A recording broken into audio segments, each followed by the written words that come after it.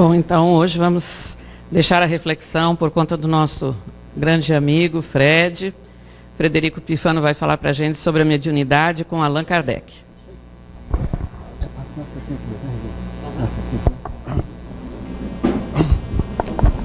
Queridos amigos do Ideal Espírita, muito boa noite.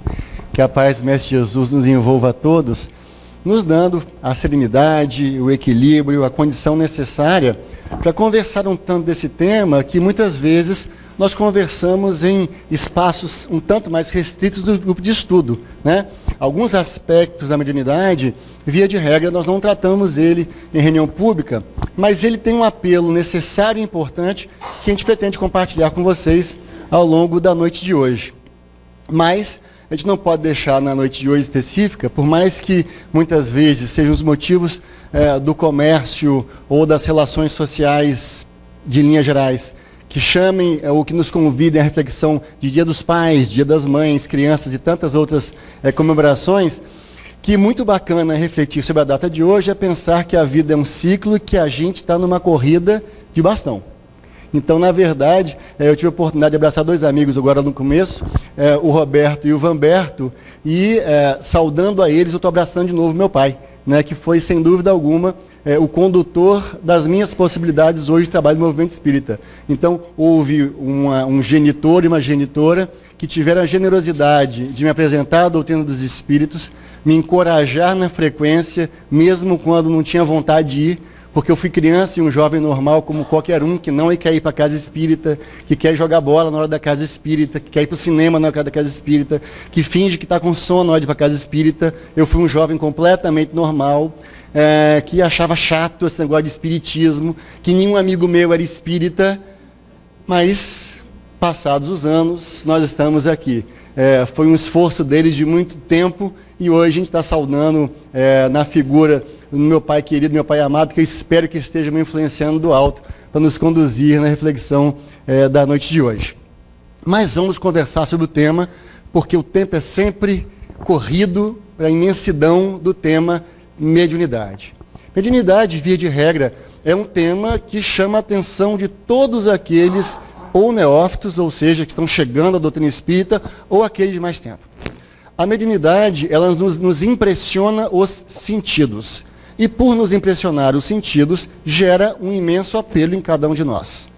A mediunidade, em termos históricos, né, vai dar origem até à proibição mosaica, citada lá em Deuteronômios, de que o povo da época de Moisés era tão usuário da comunicação com os espíritos que foi necessário proibi-la.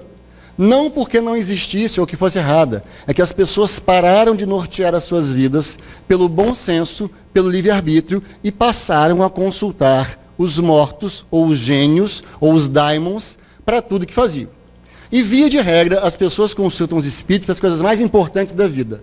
Do tipo, com quem eu vou casar, vou ficar rico, vou ficar pobre, aceito ou não aceito esse emprego. Aí, os espíritos respondiam, ficava infeliz no emprego, ficava infeliz no casamento. E o que fazia? Ia de novo consultar os espíritos, em vez de arbitrar sua própria existência. Então, a gente vai ter essa caminhada para entender que o termo mediunidade, efetivamente, o termo médium, surge com a doutrina dos espíritos e é um termo cunhado por Allan Kardec, para entender esse intermédio entre mundo espiritual, daqueles que nos antecederam na viagem, os mortos, do ponto de vista físico, e nós, no corpo físico. O entendimento dessa relação, ou como se dá essa relação, nós vamos chamar então de mediunidade. E o mais importante disso, já dando spoiler aqui do final do estudo, a questão básica não é ver espírito falando, escrevendo ou qualquer coisa do gênero. A questão básica é, bem, se os espíritos existem, se os espíritos se comunicam com nós, que diferença isso faz na minha vida? Porque muitos de nós, encantados com as possibilidades da comunicação com os espíritos, nossa, que bacana, eu posso conversar com os espíritos. Pois é. Mas sabendo que a vida continua depois da morte, sabendo que a morte não existe e sabendo que a gente vai voltar de novo, como é que a gente está conduzindo a nossa vida? Talvez essa seja a reflexão mais importante e o apelo que o codificador vai fazer a cada um de nós vai justamente nesse sentido. O fenômeno nos impressiona, as emoções, as percepções, as sensibilidades. Mas as consequências morais disso é que efetivamente tem lugar e devem ter significado em nossas vidas. Porque senão, cada um de nós aqui presentes, por exemplo, na noite de hoje, vamos continuar sendo profitentes de uma filosofia ou de uma religião onde nós cumprimos o rito, cumprimos os comportamentos de vir no domingo, de vir na evangelização, de vir em qualquer atividade. Mas em que isso muda a minha vida? Se eu sei que os espíritos existem, que eles comunicam conosco e que eu em breve estarei junto com eles, porque eu não sei se vocês sabem, todo mundo aqui vai desencarnar, né? Vocês estão cientes disso, né? Não precisa ter pressa, ok? Mas a gente vai desencarnar, isso é um fato. Nós vamos desencarnar. E a questão básica é, bem, em que condições eu vou desencarnar? Kardec vai ter esse cuidado no Livro dos Médiuns, de explicar como esse processo funciona. E lá no Céu e Inferno, vai contar das condições dos espíritos na reticidade, ou seja, depois da morte. Então, pense saber o que vai acontecer com a gente. Agora, o que vai acontecer comigo? Não sei, cada história é uma história, mas o fato é como eu conduzo a minha vida para aquilo que eu vou encontrar depois da vida. Essa é o mote da nossa conversa na noite de hoje. Mas mediunidade com Kardec é um convite a nós, espíritas, espiritistas, uns há mais tempo, outros recentes, de resgatarmos o nosso compromisso com a filosofia que estamos vinculados. De falar de mediunidade e espiritismo com bases espíritas. Porque a mediunidade enquanto termo é criado por Kardec, porém, os fenômenos mediúnicos existem desde que o mundo é mundo. É muito interessante isso, quando você pega algumas filosofias um pouco mais ortodoxas ou reformadas da igreja, que vão trabalhar com a citação de Deuteronômio, que Moisés proibia a comunicação com os mortos, há uma questão jurídica muito interessante. Você só pode proibir aquilo que existe. Se não existe, você não proíbe. Ora, se eu estou proibindo a comunicação, algum motivo tinha para isso. Mas elas existem. Então, a comunicação com os espíritos existem desde que o mundo é mundo. Bem como as visões espirituais, porque Moisés, como foi citado aqui alguns aspectos da leitura preparatória, né, como Pentecostes, mas vamos resgatar um pouquinho Moisés lá atrás, ele conversava com um arbusto que pegava fogo, mas que não pegava fogo. Ou seja, uma manifestação luminosa que aparecia, conversava com ele e ele atribuía ao arbusto. Os discípulos de Jesus, no Pentecostes, que é um marco da transição do apostolado deles, vão se reunir na data comemorativa judaica e vão conversar com povos de diversas regiões em seu idioma natural, não dos discípulos, das pessoas que lá estavam. Então, esses fatos fazem parte da história desde que o mundo é mundo. Vamos lá, então, o que a gente tem de informação. Nosso foco está todo hoje construído em cima do Livro dos Médiuns, né? Também conhecido como Guia dos Médiuns ou dos Evocadores. É como Kardec deu nome ao livro à época. É um guia, é um roteiro. Você quer entender como funciona a mediunidade, como se dá o processo, os tipos de mediunidade? Você tem um roteiro. Kardec vai escrever essa obra, vai organizar essa obra, justamente com a finalidade de organizar a mente das pessoas e as instituições espíritas nascentes à época, para que a prática da mediunidade ganhasse sempre caráter sério, e não o caráter frívolo, né, tolo, até mesmo infantil. Né? Porque as perguntas do cotidiano, ou devo assumir esse emprego, vou ganhar dinheiro, quando eu vou morrer, vou casar, vou ficar solteiro, são perguntas completamente tolas, porque não tem capacidade de efetivamente contribuir para a sua existência. Ok? Quantos de nós, se voltar no passado, nossa, jamais imaginei que ia casar com essa pessoa? Estava encontrando amigos de 32 anos na semana passada, 32 anos de amizade, de história, a gente foi colega na 8ª série do ensino médio. E aí uma colega dizia assim, olha, eu casei com fulano, eu estou sabendo, que legal isso. Assim. A gente nunca foi amigo no ensino médio e hoje estamos casados. Eu falei, tá vendo? Se tivesse consultado o espírito lá atrás, já sabia que ia casar com ele. Ah, mas se soubesse, não casava. Eu falei, ainda bem que não sabia. Né? Então, tem essas questões todas que Kardec vai buscar nos orientar para dar essa referência. Qual é a definição que vai aparecer lá, logo nas introduções, nas páginas iniciais do Livro dos Médiuns? Ensino especial dos espíritos sobre a teoria de todos os gêneros de manifestações. os meios de comunicação com o mundo invisível, o desenvolvimento da mediunidade, as dificuldades e os tropeços que podem se encontrar na prática do Espiritismo, constituindo o segmento de O Livro dos Espíritos. Então, ele já está dizendo o seguinte, nessa série Star Wars, esse é o episódio 2. Então, para entender o que acontece, qual é a recomendação? Assiste ou lê o episódio 1. É muito complicado falar de mediunidade ou entender aspectos da mediunidade sem ter um mergulho profundo no Livro dos Espíritos. Porque algumas definições de espírito, de perispírito, de fluido, que são fundamentais nas comunicações ou na prática mediúnica, vão estar colocadas no Livro dos Espíritos. Então, eu entendo a filosofia, a ciência espírita, e vou ter a prática dela em O Livro dos Médiuns, esse guia que Kardec nos apresenta.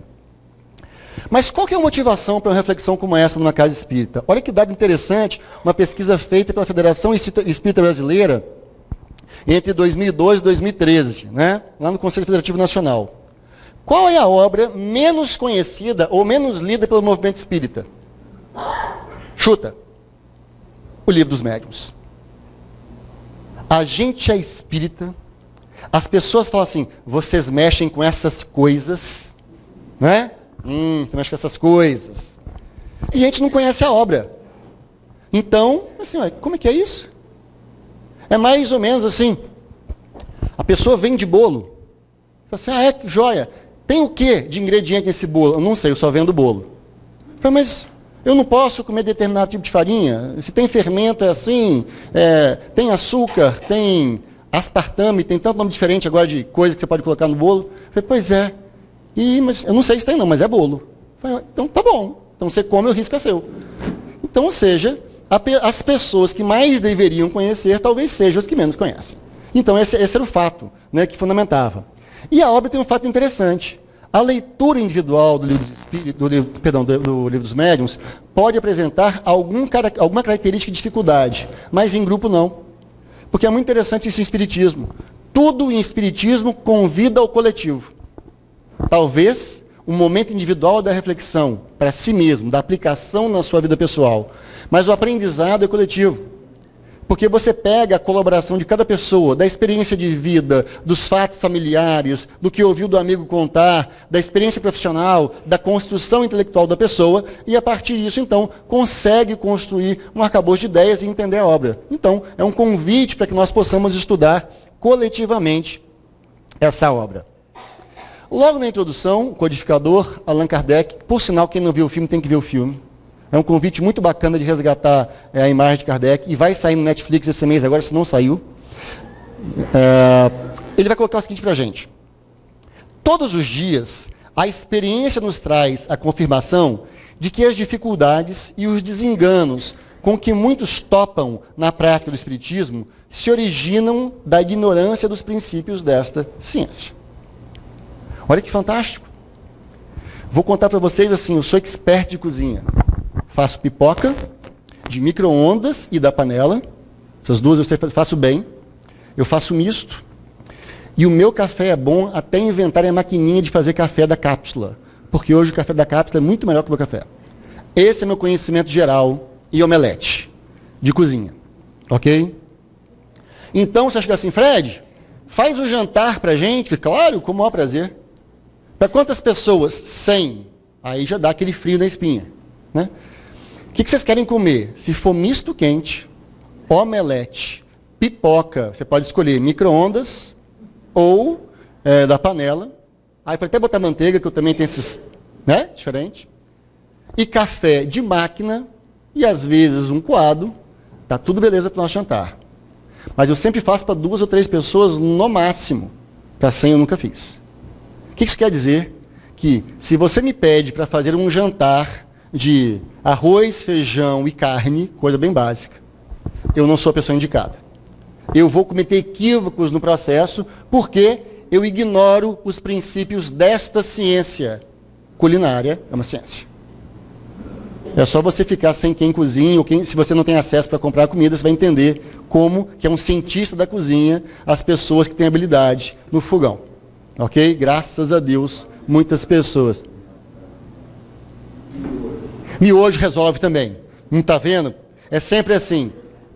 Obrigado, querido. Vamos lá.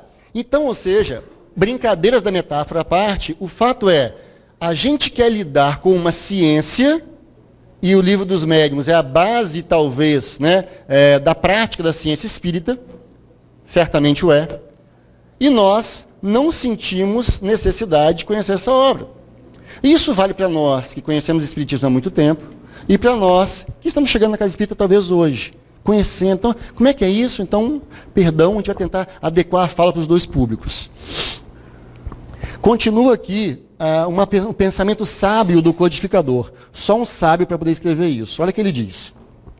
Natural é que entre os que se ocupam com o Espiritismo, o desejo de poderem pôr-se em comunicação com os Espíritos. É muito legal falar com o Espírito, gente. É legal.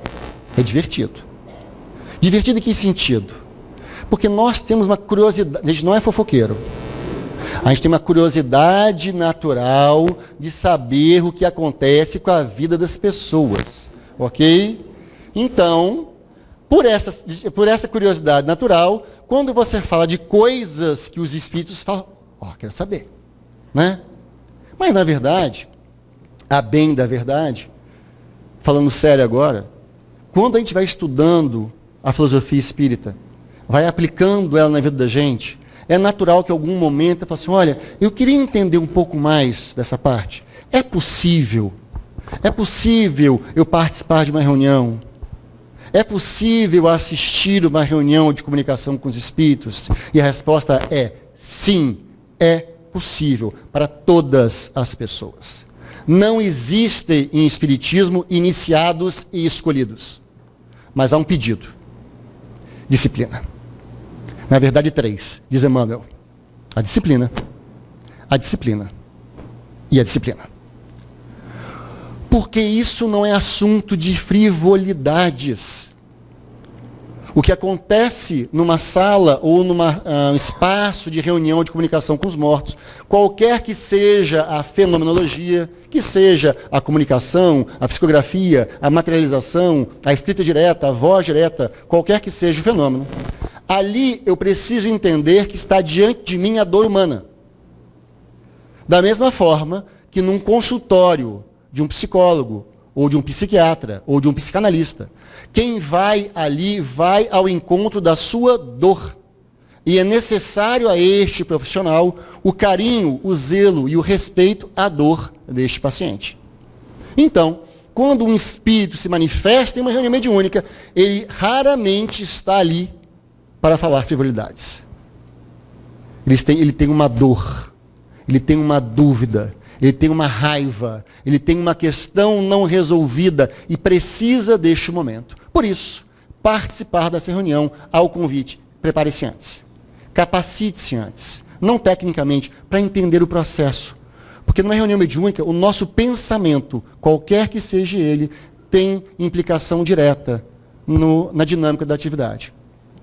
Então, Kardec entende esse desejo e continua. Esta obra, o Livro dos Médiuns, se destina a lhes achanar o caminho, levando-os a tirar proveito dos nossos longos e laboriosos estudos, porquanto muito falsa ideia formaria aquele que pensasse bastar para se considerar perito nesta matéria, saber colocar os dedos sobre uma mesa, a fim de fazê-la mover-se, ou segurar um lápis, a fim de escrever.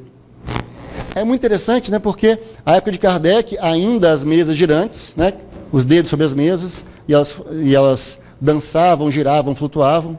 Né, e também, nos tempos ainda de Kardec, mas na segunda etapa do processo, talvez terceira, a escrita direta, a escrita através do médium, melhor dizendo. A psicografia, conforme conhecemos, e tão bem visualizada por todos nós na figura de Divaldo Franco e Chico Xavier. Né? Então, Kardec ele quer entender, ele quer nos ajudar à prática da atividade mediúnica. Reflexão importante sobre o livro, né?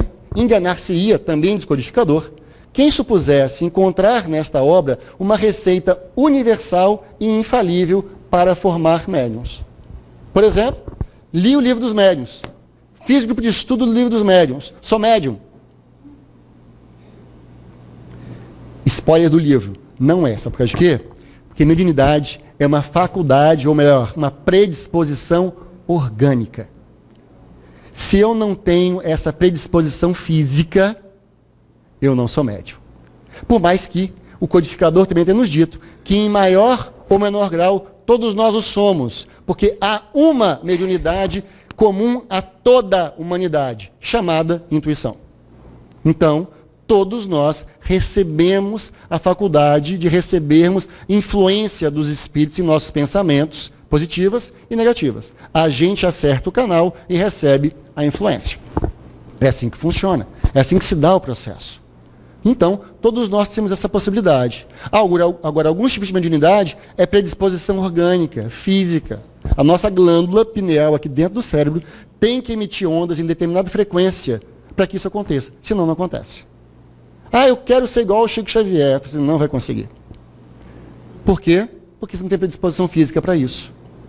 Ah, mas eu posso tentar? Você pode tentar estudar, bacana, entender o processo. Quem sabe numa próxima encarnação não vai. Então, é um engano quem acha que basta estudar a obra, vou virar médium. Não, né? Não é um curso de mágica, né? É um curso, é um entendimento sobre mediunidade. Diz Kardec ainda, as regras da poesia, da pintura e da música não fazem com que se tornem poetas, pintores ou músicos. Basta eu estudar todo um livro de música, de poesia e de pintura e vou me tornar um exímio pintor? Não. É prática, é predisposição, é condição física, é capacidade moral, é uma série de fatores que estão ali envolvidos e colocados. Objetivo, mas não único do livro, né? Nos assevera Kardec. Seu objetivo consiste em indicar os meios de desenvolvimento da faculdade mediúnica, tanto quanto o permitam à disposição de cada um, dissemos agora. E, sobretudo, dirigir-lhe o emprego de modo útil quando ela exista. Então, me percebi portador de faculdades mediúnicas, como eu a torno útil? Porque a mediunidade é uma ferramenta que nos é emprestada para sermos úteis. Em geral, a mediunidade, num primeiro momento, ela nos causa um desconforto.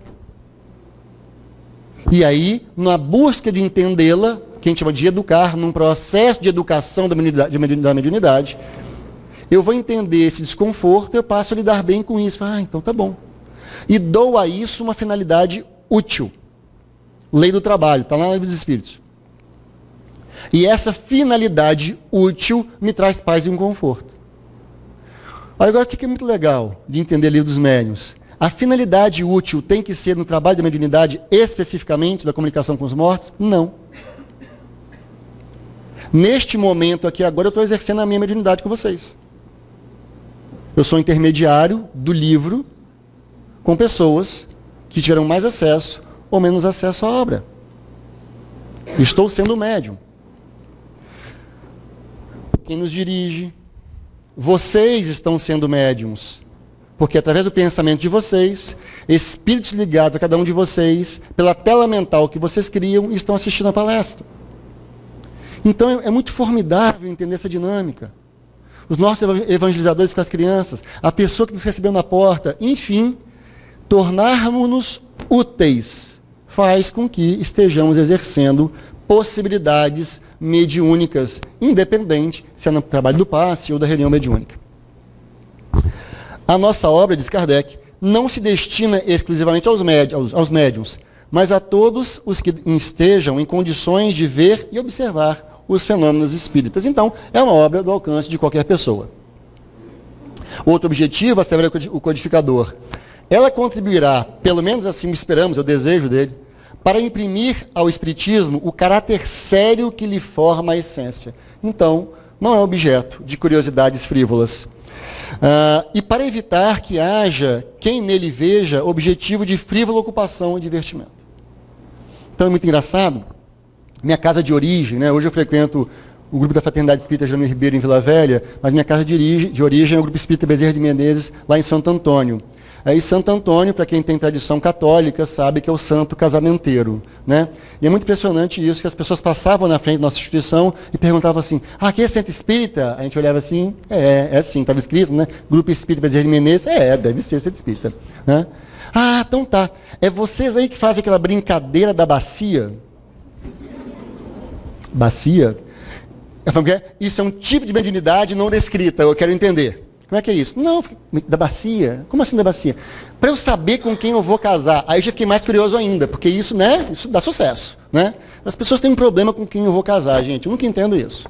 Né? O problema é continuar casado. Com quem você vai não tem problema. Casa com alguém. Qualquer um.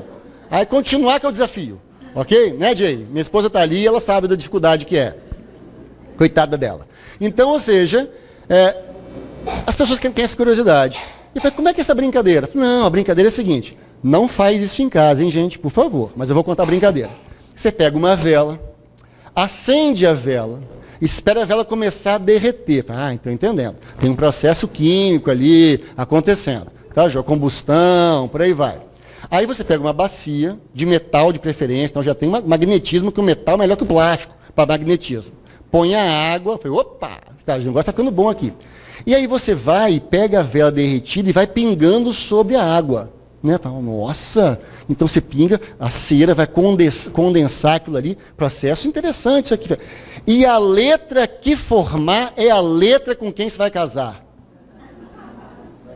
Eu falei, gente, o negócio aqui tem poder mesmo. Esse negócio é cabuloso, como diz o pessoal por aí.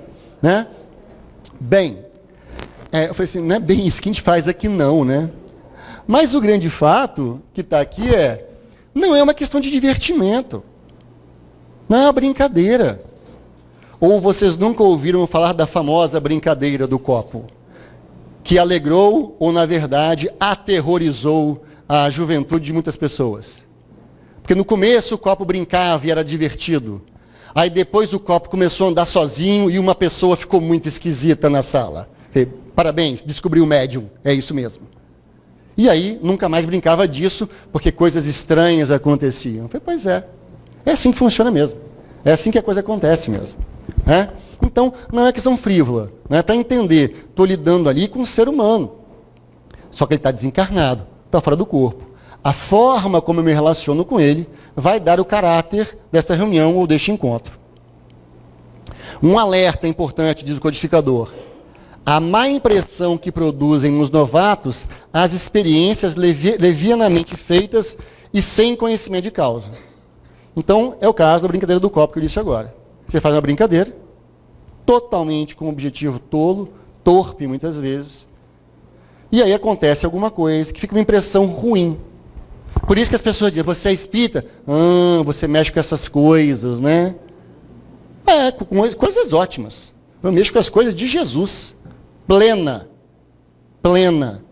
Entendendo que eu sou um espírito imortal, encarnado, passando por vicissitudes e dificuldades próprias deste planeta, mas encontrando dia a dia razões para prosseguir e até mesmo alegria e felicidade, fazendo as pazes com o meu adversário, alguns mais para frente, porque hoje não dá, me reencontrando com o meu passado, porque tem muita gente no meu passado, são muitas encarnações, e com uma perspectiva futura de felicidade. Então, realmente, nós mexemos com essas coisas. Esse é o convite que o codificador nos faz. Então, apresentam o inconveniente de gerar ideias falsas acerca do mundo dos espíritos e de dar aso à zombaria e a uma crítica quase sempre fundada. Trago a pessoa amada em 3 dias. Nada contra os companheiros que vivem disso. Mas isso gera uma crítica fundada à relação com os espíritos. Porque espírito que cuida disso, e tem espírito que se ocupa com isso, não é espírito comprometido com a seriedade da vida. Ok? É como cada um de nós.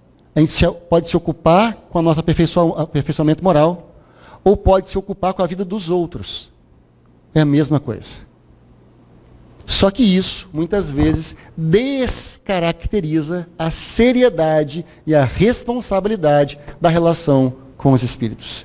E isso faz com que, muitas vezes, nós, espíritas, sejamos vistos na sociedade como pessoas mais ou menos estranhas. Por quê? Porque aí é uma história muito longa, não cabe na peça de hoje. Desde a década de 40 do século passado, espiritismo passou a ser o nome de tudo que envolve com espiritualidade ou transcendência. Então as religiões nobres, diga de passagem, de origem afro-brasileira, ganharam o nome de Espiritismo. O Espiritismo continuou com o nome de Espiritismo. Né? Todas as outras religiões esotéricas ganharam também o nome de Espiritismo. E aí ficamos nós tentando sobreviver nesse meio. Por isso que de nós a responsabilidade, para que as pessoas, ao conversarem conosco, entenderem, você é espírita, mas você é um espírita diferente. Por quê? Porque assumo minha humanidade, minhas dificuldades, minhas fraquezas, busco entender as relações com os espíritos e faço dessas relações objeto de transformação moral, e não de curiosidade torpe. E aí muda a figura. Ok? Vamos lá. Como dissemos no começo, são obras independentes, mas totalmente complementares. O entendimento do Livro dos Espíritos, mínimo, é necessário para um bom entendimento do Livro dos Médiuns. Então a gente não recomenda um mergulho no livro, para quem está chegando na Casa Espírita hoje, por exemplo, mergulha primeiro no Livro dos Espíritos, depois mergulha no Livro dos Médiuns. Não mergulhe direto no Livro dos Médiuns, porque pode gerar alguma dificuldade de entendimento em alguns termos que foram definidos no Livro dos Espíritos. Autores da obra, então é importante, quem escreveu o Livro dos Médiuns? Kardec, o codificador, vai ter o trabalho de catalogar os processos, organizar os processos, como professor que era, como um excelente ensino didático do processo. Ele organiza e nos apresenta isso. Mas, em todas as citações das obras, ele pega a comunicação dos espíritos, para explicar o processo, para dar exemplo, para dizer como aconteceu, como funcionou. Né? Ele, inclusive, faz perguntas a alguns espíritos em algumas reuniões para produzir alguns fenômenos do tipo, eu posso pedir para que seja tirada uma pedra contra a minha pessoa? A pessoa, gente, mas que homem doido, né? Não quer que taque a pedra nele? Não, porque queria entender o processo, como funcionava. Como funciona um processo de atirar uma pedra numa distância mais ou menos razoável por um espírito sem intervenção física de outra pessoa. Eis que os espíritos vão responder para ele da não necessidade disso. Não iria acontecer, mas eles entendiam que era uma dúvida natural que o codificador apresentava. Então a gente vai entender essas questões. E aí a gente começa a não se impressionar mais tanto com algumas coisas. Do tipo, se essa cadeira aqui começar a flutuar, a gente não se impressiona mais. Não vai, tá, gente? Porque se isso aqui flutua, ia ser igual soltar uma barata pelo corredor aqui. Ah, meu Deus do céu, tá voando cadeira. Né? Então, fica tranquilo aqui, espíritos amigos. Por quê? Porque por mais que a gente estude, como não faz parte do nosso cotidiano, nos impressiona os sentidos. Por isso que a gente brinca, muitas vezes, em grupos de estudo. A pessoa chega na casa espírita e fala, eu quero ser médium. Eu falei, você não quer ser médium. Você não quer ser médium. Eu quero ser, porque eu quero ser igual o Chico Xavier. Você não quer ser. Porque você não quer ter para você a vida do Chico Xavier. Eu quero escrever muitos livros, ser muito famoso. Você quer ser famoso. Mas a vida do Chico Xavier você não quer ter. Porque você quer ir ao banheiro, fechar a porta e se sentir sozinho. E não tomar banho com 30 pessoas te observando. Você quer sentar na sua mesa para comer e usufruir da sua refeição. E não ter todos os seus inimigos do passado olhando assim, vai passar mal. Isso vai te fazer mal. Divaldo Franco narra um fato interessantíssimo, que toda vez, em determinada época da sua vida, quando ele sentava para se alimentar, determinado espírito colocava dejetos e coisas, enfim, tudo que dá nojo, em cima do prato dele, do ponto de vista espiritual. Ele olhava para o prato e não conseguia comer. Estava arroz, feijão, ovo, salada, normal. Mas, como médium, ele via os tipos de fluidos que estavam colocados ali. Porque o espírito, que era seu inimigo, colocava. Até o dia que ele já ia desnutrido, encontra uma criança na rua, pedindo comida para ele, desesperado de fome. Ele leva essa criança para sua casa, prepara a mesma refeição de todos os dias e fala, meu filho, tudo que eu tenho é esse prato de comida. O espírito aparece para ele e ele pede a Deus para que não colocasse, não na comida do jovem que ali estava, faminto. O espírito aparece para ele, olha nos olhos dele e vai dizer, a partir de hoje, eu serei seu melhor amigo. Porque essa criança que você trouxe para sua casa era meu filho. No Dia dos Pais tem todo sentido esse exemplo. E ali começa uma relação de amor que até instantes antes era de ódio. Por quê? Vamos resgatar Jesus na citação do apóstolo João. O amor cobre uma multidão de pecados. Então, um gesto de amor nos transforma. Então, a gente se questiona, você quer ser médium? Aprenda a amar, aprenda a fazer a caridade. O resto é só consequência. O resto é só consequência.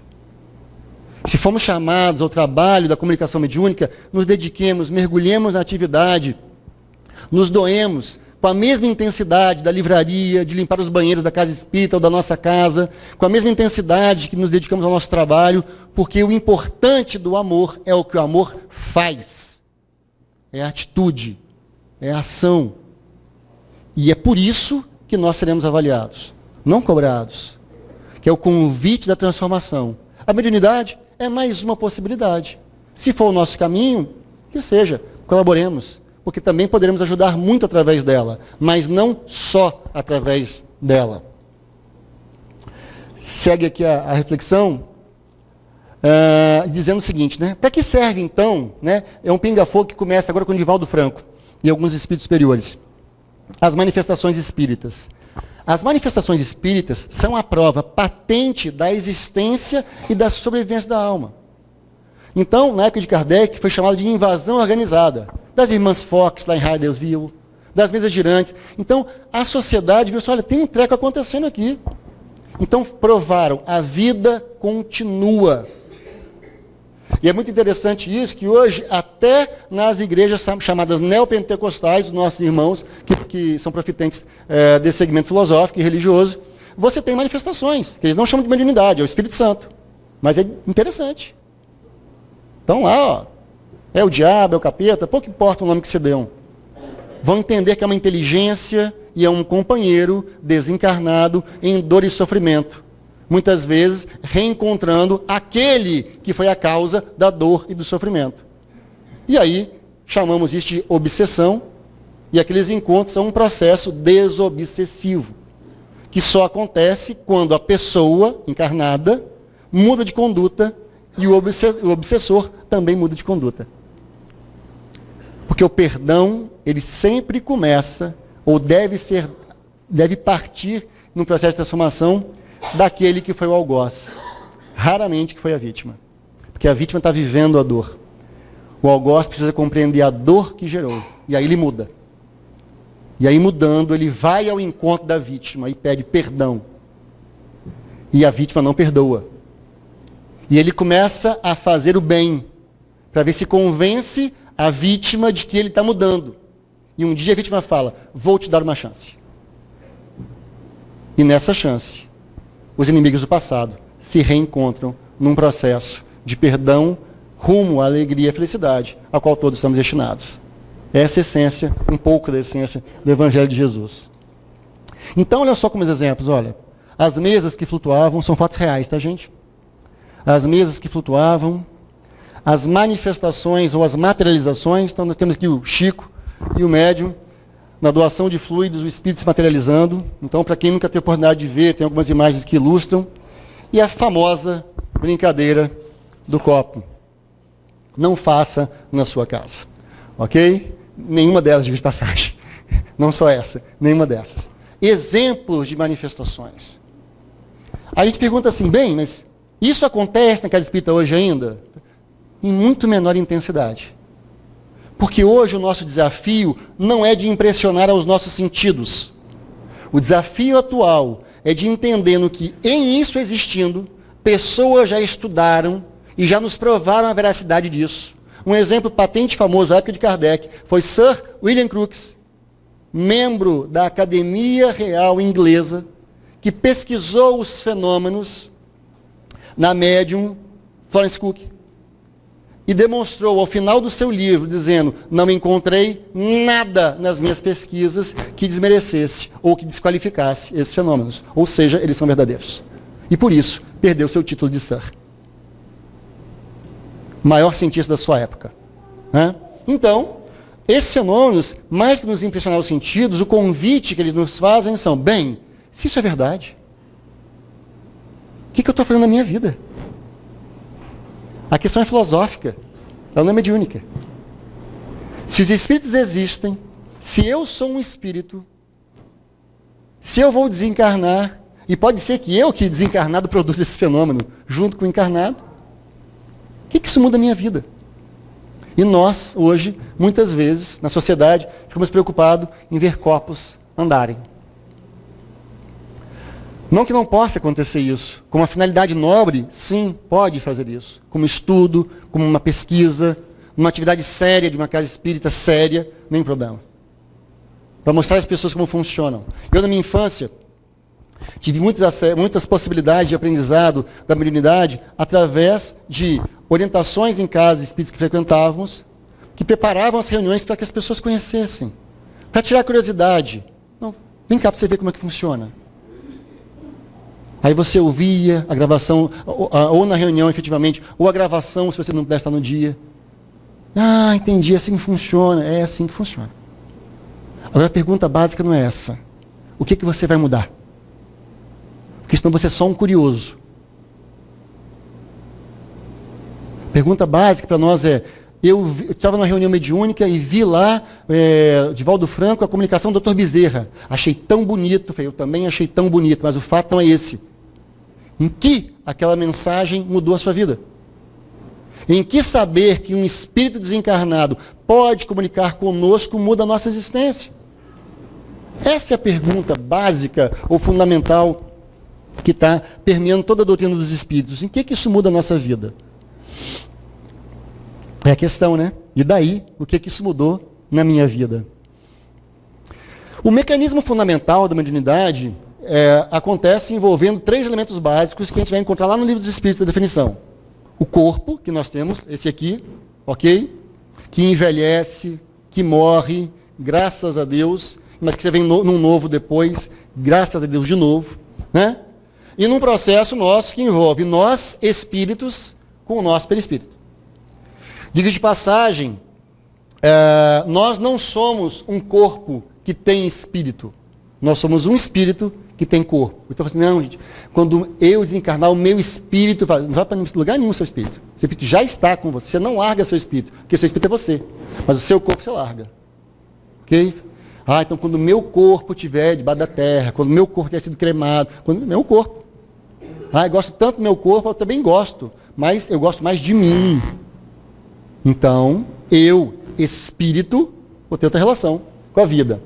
E, numa relação que envolve o corpo, combinação fluídica de desencarnado e encarnado, com o perispírito desencarnado, que é a manifestação do espírito, através do corpo, do médium, onde está ali incluído, né? Corpo, espírito e perispírito, num pacote só, por ligação fluídica que isso acontece. Isso a gente estuda em grupo de estudos de mediunidade, entendendo como essas trocas acontecem e como a influência do espírito desencarnado, através do perispírito dele, se combina com o perispírito do encarnado e produz o fenômeno. Muitas vezes, por pura influenciação mental. Não tem o que nós chamamos muitas vezes de incorporação, entrar dentro do corpo. Tira o espírito e entra outro. Não. É influência. É combinação. É como se a gente desse um laço fluídico entre eu, corpo, eu, espírito, perispírito, com espírito, perispírito do desencarnado. Isso não é o foco do nosso estudo de hoje, mas é um imenso assunto para nossas reflexões futuras. Como é que isso acontece? Como é que isso se dá? Mas um processo natural, que Kardec descreve com tranquilidade na referida obra.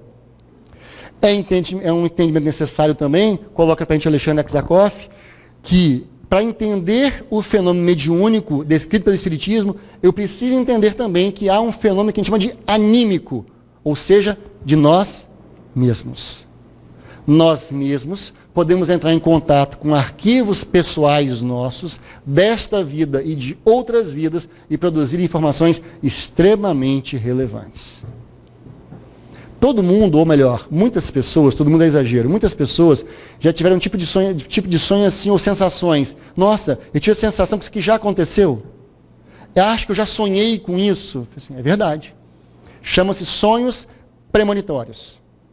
É a capacidade que a gente tem de olhar adiante. Não é prever o futuro. É mais ou menos assim. Nós aqui estamos na palestra, né?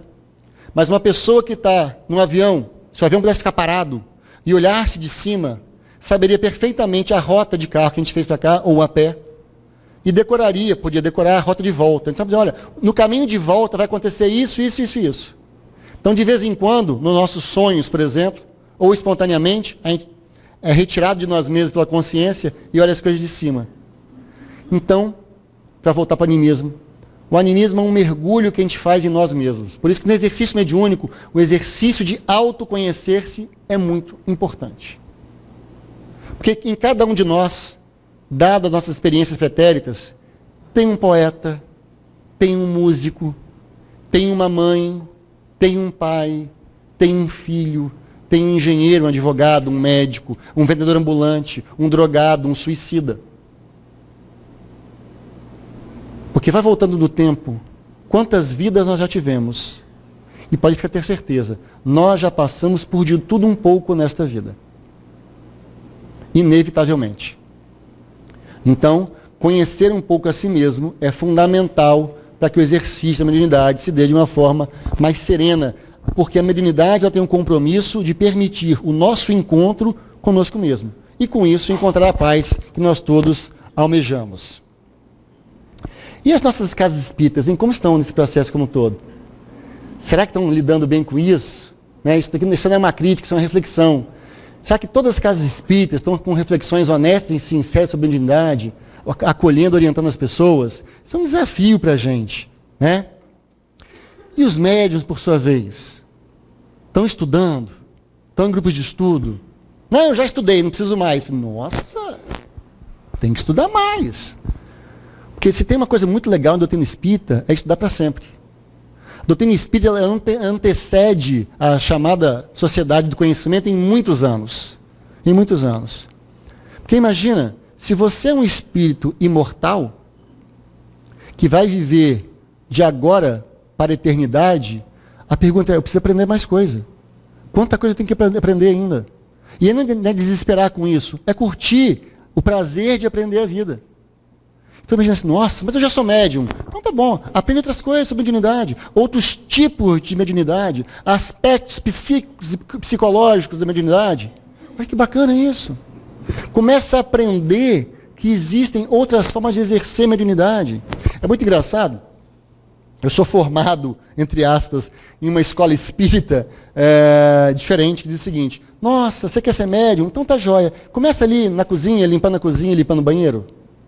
Oi? Como isso? Eu sou médium. É por isso mesmo. Porque mediunidade é um desequilíbrio na sua glândula. Ela está assim, doidinha. E ela precisa de equilíbrio.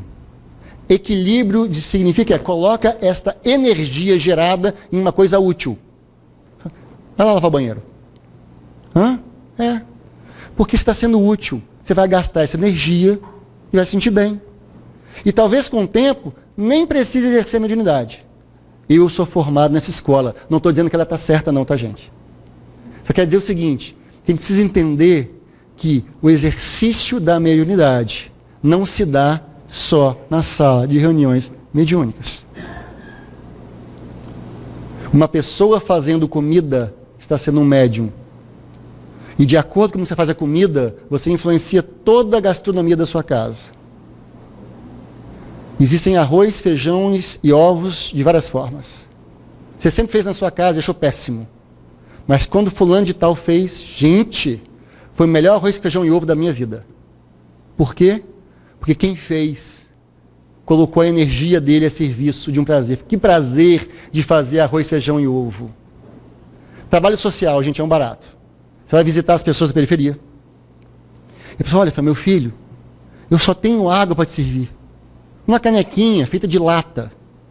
Num primeiro momento, você fica até meio desconfortável de beber.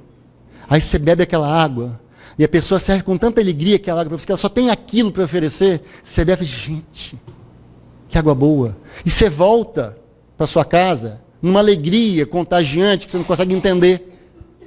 Você descobre o seguinte, opa, o que tinha nessa água? Eu falei assim, aquela pessoa, naquele instante, foi médium de cura. Magnetizou a água, e você bebeu aquela água naquele copo esquisito, com tanto afeto que te fez melhor. Mas, na verdade, o que te fez melhor não foi a água. O que te fez melhor foi se colocar em condição de auxiliar no bem uma pessoa com algum tipo de necessidade. Vale para a periferia e vale para o bairro nobre do nosso contexto. Aqui na Mata da Praia, por exemplo, Morada de Cambori. Porque a dor humana não escolhe palafita ou palacete. O suicídio não está na porta da periferia. O suicídio está na classe média. A falta de esperança não está com quem não tem dinheiro, por incrível que pareça. A falta de esperança está com quem tem dinheiro e não sabe qual o sentido da sua existência. E aí, na busca por sentido, ou na falta de buscar efetivamente o sentido da vida, acaba por pôr um fim a ela. E nós, mexemos com essas coisas, vamos fazer o quê? Vamos nos aproximar dessas pessoas, porque elas precisam de espiritismo da mesma forma que ele nos acolheu. A casa espírita, então, por sua vez, é esse espaço que nos apresenta o espiritismo, nos qualifica para a tarefa, mas, sobretudo, nos faz sensíveis à dor humana, nos permitindo entender que eu que falo e vocês que ouvem nesse instante estamos exercendo nossa mediunidade. E que o nosso papel é entender que em qualquer um de nós, sentados ou falando, existe dor humana. Hoje eu falo para vocês sobrecarregado de dores e angústias, porque eu tenho a minha vida pessoal. Cada um de vocês, talvez venha buscar uma resposta aqui hoje, carregado de dores e angústias. E a casa espírita, esse colo, hoje não de mãe, de pai, que fala assim, vem para cá, que eu vos aliviarei. E nesse exercício mediúnico, a gente vai encontrando um pouco mais de sentido, semanalmente, para as nossas vidas. O trabalhador da área mediúnica convida Joana de Ângeles, compreendendo que a instituição que frequenta necessita de apoio e de atendimento, passa a ajudar em pequenas tarefas, aquelas que nem sempre são percebidas, treinando humildade e renúncia. Aí a gente traz a figura querida do Chico Xavier, que ele renunciou à vida. Só que o trabalho do bem não nos pede sermos Chicos Xavieres. Nos pede alguma renúncia de nós mesmos. Do tempo, como hoje à noite, por exemplo. Cada um de nós está fazendo outra coisa. Vendo Dança dos Famosos. Vendo Prêmio da Minha Casa, não sei o que lá. Mas não, abrimos um tempo da nossa agenda para não, deixa eu pensar um pouco sobre a existência da vida. E aí com os diversos palestrantes que vêm aqui, às vezes a gente acerta, às vezes a gente erra. Mas assim, deixa eu refletir um pouco sobre isso. E nessa reflexão, começa a ressignificar a existência. Pensando em possibilidades, pensando na casa espírita como campo de trabalho, e assim, dando prosseguimento às tarefas na vida. O trabalhador espírita, então, na mediunidade, em qualquer área, não aspira aos cargos de destaque, mas aos encargos indispensáveis à manutenção dos indispensáveis e edificantes labores. Bem, tinha uma outra parte, mas é spoiler, para quem os slides vão ficar aí para vocês, se quiserem ver aí no material que o Roberto disponibiliza. Há um pinga-fogo muito bacana, não bem um pinga-fogo, há um diálogo que foi realizado na sede da Federação Espírita Brasileira, na sede histórica do Rio de Janeiro, com Divaldo Franco, onde muitas perguntas foram feitas sobre a prática mediúnica. E nesse caso, e nessa situação, eu coloquei no slide alguns desses. Fiquem à vontade para ver em casa, mas Google serve para isso. Google hoje é um médium da informação, né? Você pergunta e ele responde. Olha que fantástico isso, né? Tá ao alcance dos seus dedos. E nem precisa fazer pressa ou concentrar. Responde. As perguntas assim, ó. E nesse caso, vem o Google dizendo. Mas para mostrar para a gente, essencialmente, que a tarefa da mediunidade, ou a prática mediúnica nas casas espíritas, é um convite aos médiuns de reencontrarem o trabalho no bem, auxiliando aqueles que sofrem e que não estão mais na matéria.